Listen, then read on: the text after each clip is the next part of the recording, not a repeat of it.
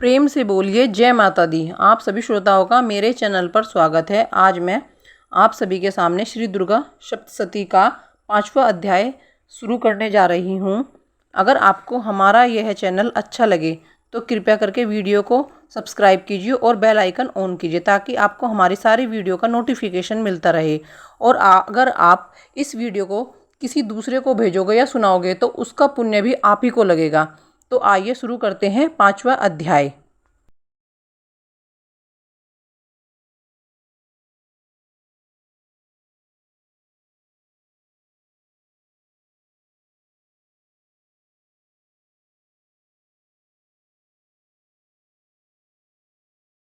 ऋषि बोले, पूर्व समय में शुंभ और निशुंभ नामक महाअसुरों ने अपने बल के मद से इंद्र के तीनों लोकों का राज्य और यज्ञ भाग छीन लिए।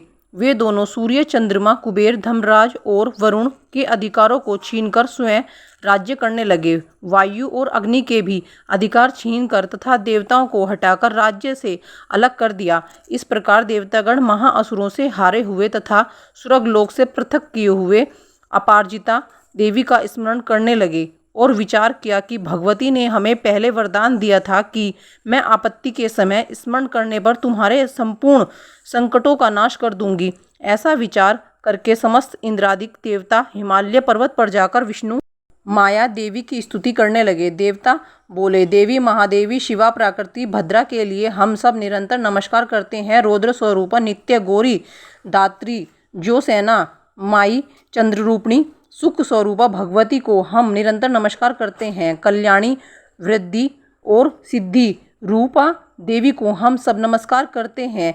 नैतिक्य देवी को नमस्कार करते हैं। राजगृहों में लक्ष्मी रूपा तथा सर्वणी देवी के लिए बारंबार नमस्कार है। दुर्गा पारा सारा सर्वकारिणी ख्याति और ध्रुम स्वरूपा को निरंतर नमस्कार है। अत्यंत सौम्य तथा रौद्र रूप देवी को हम सब नमस्कार करते हैं। जगत प्रतिष्ठा तथा कृति स्वरूपा देवी को बार बार नमस्कार करते हैं। संपूर्ण जीव मात्र में विष्णु माया नाम से जो देवी कही जाती है उनको नमस्कार करते हैं। जो देवी समस्त जीव मात्र में चेतना नाम से कही जाती है उनके लिए नमस्कार है, उनको नमस्कार है, उनको बार बार नमस्कार है। जो देवी समस्त जीव मात्र में बुद्धि रूप में स्थित है उनको नमस्कार है, उनको नमस्कार है, उनको बार बार नमस्कार है। जो देवी जीव मात्र में निद्रा रूप में वास करती है उनको नमस्कार है, उनको बार बार नमस्कार है। जो देवी समस्त जीव मात्र में तुक्षा रूप में वास करती है उनको नमस्कार है, उनको नमस्कार है, उनको बार बार नमस्कार है। जो देवी संपूर्ण जीव मात्र में छाया रूप में स्थित है उनको नमस्कार है, उनको नमस्कार है, उनको बार बार नमस्कार है। जो देवी समस्त जीव मात्र में शक्ति रूप में स्थित है उनको नमस्कार है, उनको नमस्कार है, उनको बार बार नमस्कार है। जो देवी संपूर्ण जीव मात्र में तृणा रूप में स्थित है उनको नमस्कार है, उनको नमस्कार है, उनको बार बार नमस्कार है। जो देवी संपूर्ण प्राणियों में शांति रूप में स्थित है उनको नमस्कार है, उनको नमस्कार है, उनको बार बार नमस्कार है। जो देवी प्राणियों में जाति रूप में स्थित है उनको नमस्कार है, उनको नमस्कार है, उनको बार बार नमस्कार है। जो देवी समस्त जीव मात्र में लज्जा रूप में स्थित है उनको नमस्कार है, उनको नमस्कार है, उनको बार बार नमस्कार है। जो देवी संपूर्ण जीव मात्र में शांति रूप में स्थित है उनको नमस्कार है, उनको नमस्कार है, उनको बार बार नमस्कार है। जो देवी समस्त जीव मात्र में श्रद्धा रूप में स्थित है उनको नमस्कार है, उनको बार बार नमस्कार है। जो देवी समस्त जीव मात्र में क्रांति रूप में स्थित है उनको नमस्कार है, उनको नमस्कार है, उनको बार बार नमस्कार है। जो देवी समस्त जीव मात्र में लक्ष्मी रूप में स्थित है उनको नमस्कार है, उनको नमस्कार है, उनको बार बार नमस्कार है। जो देवी समस्त जीव मात्र में वृत्ति रूप में स्थित है उनको नमस्कार है, उनको नमस्कार है, उनको बार बार नमस्कार है। जो देवी समस्त जीव मात्र में स्मृति रूप में स्थित है उनको नमस्कार है, उनको नमस्कार है, उनको बार बार नमस्कार है। जो देवी समस्त जीव मात्र में तुष्टि रूप में स्थित है उनको नमस्कार है, उनको नमस्कार है, उनको बार बार नमस्कार है। जो देवी समस्त जीव मात्र में माता रूप में स्थित है उनको नमस्कार है, उनको नमस्कार है, उनको बार बार नमस्कार है।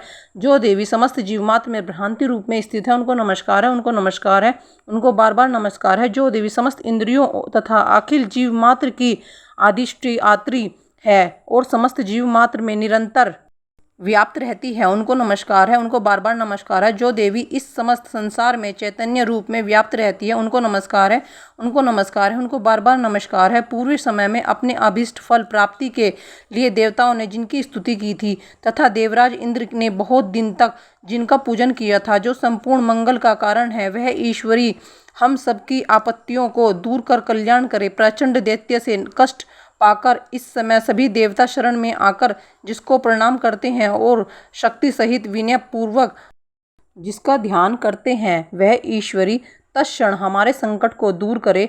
ऋषि बोले, राजन, इस प्रकार देवगणों की प्रार्थना करते समय श्री पार्वती जी वहां गंगा जल में स्नान करने के लिए आई। तदनंतर ही पार्वती जी के अंश से शिवा प्रकट होकर कहने लगी, ये संपूर्ण देवता स्वर्ग से शुंभ के निकालने से और निशुंभ से संग्राम से हराने से मेरी प्रार्थना कर रहे हैं। पार्वती के शरीर से उत्पन्न हुई अंबिका संपूर्ण लोकों में कौशिकी नाम से प्रसिद्ध हुई। कौशिकी के उत्पन्न होने के पश्चात पार्वती का शरीर श्याम वर्ण का हो गया और तभी से उनका नाम हिमालय पर रहने वाली कालिका हो गया। तदनंतर परम मनोहर रूप वाली अंबिका देवी को शुंभ और निशुंभ के दूत चंड और मुंड ने देखा और फिर उन्होंने जाकर शुंभ से कहा, हे महाराज, कोई परम स्वरूपवान स्त्री हिमालय पर्वत को प्रकाशित कर रही है।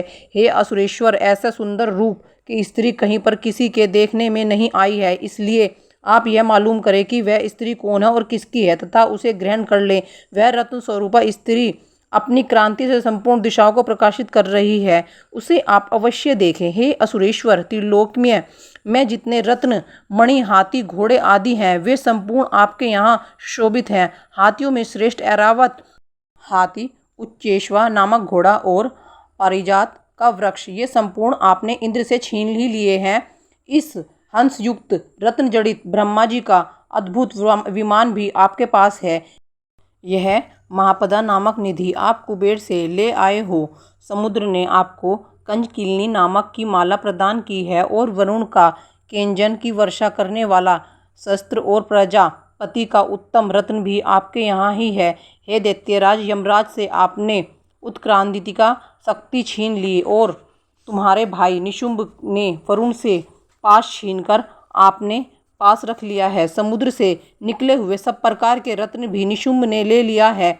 अग्निदेव ने भी भस्म होने वाले ऐसे 2 वस्त्र भी अग्निदेव ने आपको दे दिए हैं। दैत्यराज, आपने इस तरह सभी रत्नों को एकत्रित कर लिया है और फिर आप स्त्रियों में रत्न रूप कल्याण करने वाली उस स्त्री को क्यों नहीं लाते? ऋषि बोले, शुंभ ने ऐसी चंड मुंड की बातें सुनकर असुर सुग्रीव को दूत बनाकर देवी के पास भेजा और उसे समझाकर कहा, मेरी आज्ञा से उससे इस तरह कहना तथा ऐसा कार्य करना कि वह शांतिपूर्वक राजी खुशी से मेरे पास चली आवे।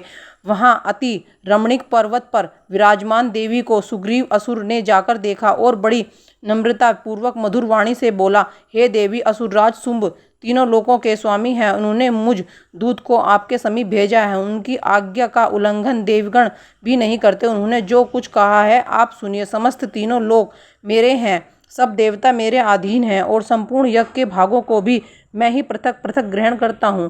तीनों लोकों के उत्तम रत्न हमारे पास हैं और इंद्र का वाहन ऐरावत हाथी भी हमने छीन लिया है और समुद्र के मंथन से उत्पन्न अचैत्स्रा नामक घोड़ा भी देवताओं ने विनय पूर्वक मुझे भेंट कर दिया है। हे शोभ, मैंने इनके अलावा अन्य जो कुछ भी नए रत्न देवता गांधर्व तथा नागों के पास थे वे सभी हमको प्राप्त हो गए हैं। हे देवी, हम तुमको संसार भर की स्त्रियों में रत्न समझते हैं, क्योंकि रत्नों के भोगने वाले जो केवल हम ही हैं।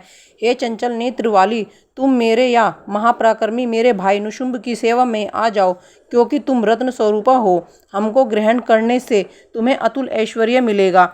ऐसा अपनी बुद्धि से विचार कर हमारी पत्नी हो जाओ। ऋषि बोले, दूत की इस प्रकार बातें सुनकर संपूर्ण संसार को धारण करने वाली भगवती भद्रा गंभीर भाव से मुस्कुराती हुई कहने लगी। देवी बोली, हे दूत, तूने इस समय जो कुछ भी कहा वह सत्य है, इसमें कुछ भी असत्य नहीं है। शुंभ तीनों लोकों का राजा है और निशुंभ भी उसी के समान है, पराक्रमी है, परंतु इस विषय में मेरी जो प्रतिज्ञा है उसे मैं किस तरह झूठा करूं? मैंने जो प्रतिज्ञा की है उसे सुन। जो मुझे संग्राम में जीतकर मेरे अभिमान को चूर्ण कर देगा तथा मेरे समान बलवान होगा वही मेरा पति होएगा। इसलिए शुंभ अथवा निशुंभ महाअसुर यहाँ आए, मुझे जीत ले तथा तत्काल ही मेरे साथ विवाह कर ले। दूत बोला, हे देवी, तुझे बड़ा अभिमान है, मेरे सामने इस प्रकार की बातें मत कह। तीनों लोकों में ऐसा कौन पुरुष है जो शुंभ और निशुंभ के सामने खड़ा हो सके? अन्य असुरों के सामने समस्त देवता युद्ध में नहीं ठहर सकते। तुम अकेली किस तरह उनके सामने युद्ध में ठहर सकोगी? इंद्रादिक सभी देवता जिन शुंभ निशुंभ के आगे नहीं ठहर सके, तुम स्त्री होकर उनका सामना किस भांति कर सकोगी? अतः तुम मेरी कथन अनुसार उनके पास मेरे साथ चलो, अन्यथा केस पकड़कर घसीटते हुए उनके पास तुम्हें ले चलना पड़ेगा। देवी बोली, तूने जो कुछ कहा वह बिल्कुल ठीक है। शुंभ और निशुंभ दोनों ही अधिक बलवान हैं, परंतु मैं विवश हूँ, क्योंकि मैं बिना विचारे प्रतिज्ञा कर चुकी हूँ। सो इस कारण तू जा और असुरराज शुंभ से मैंने जो कुछ कहा है संभगर कहना, वह जो उचित समझे करे। प्रेम से बोलिए जय माता दी। 5वां अध्याय यहाँ पर हमारा समाप्त होता है। अगर आपको हमारी यह वीडियो थोड़ी सी भी अच्छी लगी हो तो हमारे चैनल को सब्सक्राइब कीजिए और बेल आइकन ऑन कीजिएगा, जिससे आपको हमारी सारी वीडियो का नोटिफिकेशन मिलता रहे। माता रानी सभी की मनोकामनाएं पूर्ण करे। जय माता दी।